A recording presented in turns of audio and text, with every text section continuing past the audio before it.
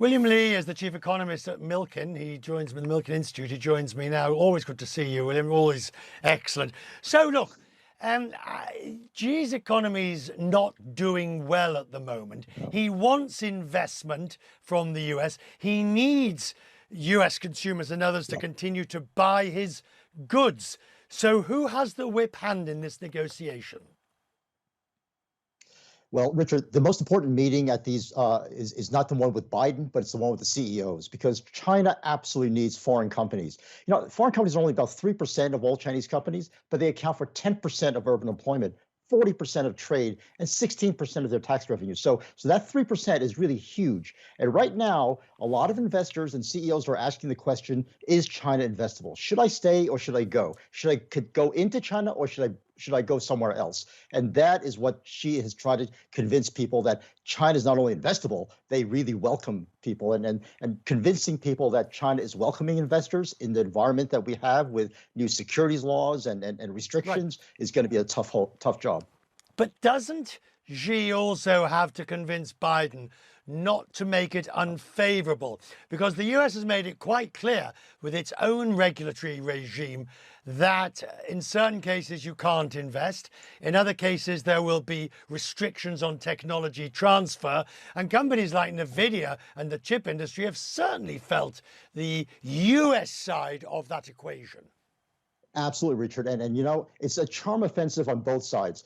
Secretary Blinken has now reformulated the tensions. Instead of calling it risk management, he's calling it competitive cooperation, right? Competitive interdependence. And that gives you a sense that the U.S. really thinks things have gone overboard. The rhetoric has gotten to the point where it's just not productive anymore, and they need to tone it down. So you're absolutely right. We have to set the geopolitical risk down a tone, and so that the business can actually do business.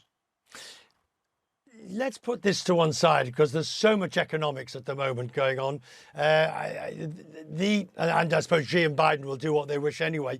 If we look at what's happening on the global economy, we had interesting numbers on inflation now, both in the US and the UK, and the suggestion that peak rate has arrived and been.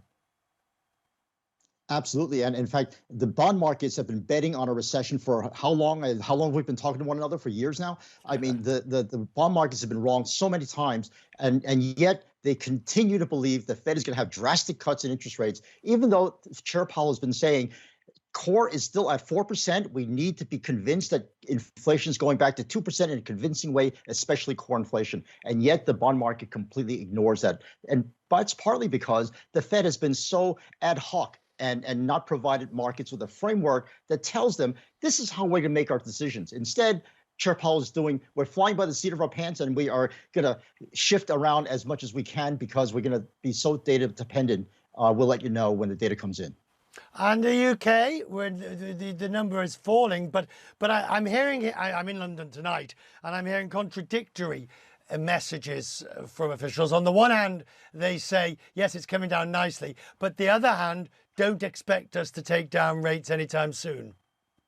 Precisely. And that message, I think, is coming from both the Bank of England and the Fed, which says, look, we know rates have to be high because we need to bring inflation down to the level we think is acceptable. But how long that's going to take is something we really don't know. And it may be that we need to scrunch up rates even more if inflation doesn't come down. Now, the Bank of England, I think, it's caught even in a more difficult position because Europe itself is not doing well, and Europe is also in that place where the ECB is trying to decide what to do with the duration of high rates. Good to see you as always, sir. I'm grateful. Christmas business. Thanks for having me.